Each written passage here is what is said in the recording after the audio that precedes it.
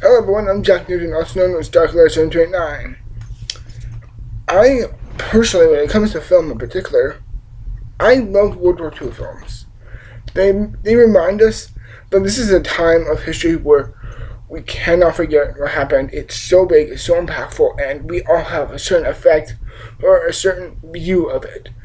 From anything to the battles, to the tragic people who were lost in those wars, to just the overall events that happened during that time between 1939 and 1945.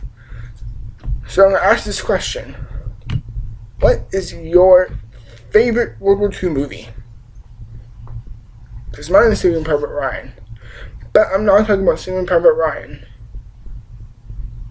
yet. I am talking about The Monuments Men, which I just watched. As a World War II film fan like me, I was, in November and December, seeing the trailers for this movie, I was really excited. I really wanted to see this movie bad. I really wanted to see this movie. And I saw it. And here's my main analysis of it. This is a George Clooney directed movie. And also, you can tell because it's a George Clooney movie because there's a lot of very heavy interminated dialogue that really makes you think about the actions progressing throughout the film. And the other thing I want to say about this film is that the dialogue, for the most part, is good. I like the dialogue at least, especially from the main squadron themselves, like Matt Damon, John Goodman, George Clooney, and so many others. Big name cast is mainly in the squadron that they're in. And that's what I like. I like the setting, and I love the idea that it does use a lot of practical effects. I love the fact that it doesn't go too heavy-handed on CG or anything like that. It keeps itself very firmly grasped in reality, and they are trying to properly represent something here. They are, above all things, they are showing respect, and they do not disappoint on that. And I do like the practical effects. Some of the moments in this film are quite memorable. Like, I especially love this explosion scene, which is really cool and a very big highlight for me. And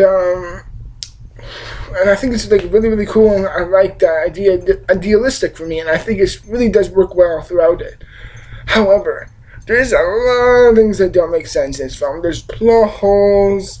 There's moments where it doesn't make any sense. It gets hands down very corny at scenes, especially with Cate Blanchett. Like, come on, she's a fantastic actor, and she does look good, but a lot of her dialogue is just exposition, and it sounds so redundant and so tired, and I just don't like that at all. I'm like, come on, she's a fantastic actress. She was in Blue Jasmine, Lord of the Rings, so many great other movies. She seems totally shoehorned into this movie, and I just don't like that. It's a bit of a waste, in my opinion, and why did it happen? It kind of breaks my heart. She's one of my favorite actors. She's one of my favorite actresses. I'm sorry for messing that up. But it really does seem like she's just been forcing it, and there's a lot of things that I'm sorry. Despite this film having some memorable scenes in it, this film overall does have this really dry feel to it. It seems like just a generic heist movie, and I do love the interesting view it goes into. Like, I don't think we've ever seen a World War II heist art movie before, and this is granted a decent idea, a decent clever idea for it. It just, for what it had, for all of its own potential, and all the great cast and everyone to it, it seriously seems like just another generic World War II movie, and it really wasn't that good, and I'm just like, it's such a letdown. Why? I really wanted this movie to be good. I really wanted it to be good, but I'm not saying this bad or anything. I'm not saying it's insulting or anything, but it just had so much potential, in my opinion. And unfortunately, mind you, it let me down. It just let me down. Another thing I want to say about this film is that the direct, it's like the effects. Like when it has to go to CG, I understand it and I like that, and I'm glad it did do that reposition quite well. And throughout the actions, I thought it was quite decently done. However, it does get very sappy, and oh my god, it goes into that cliche forms of certain action movie cliches, like where they thought I'm doing something, but it doesn't happen. I'm just like, oh, why repeating this is redundant, and we've seen it before. It's just nonsensical. Like I said before, the casting's good. A decent amount of dialogue is fun, and it does seem interesting. The film has a lot of potential, and it seems like they do have effort and real energy and real focus put into this film. It's just a bit of a mixed bag of around.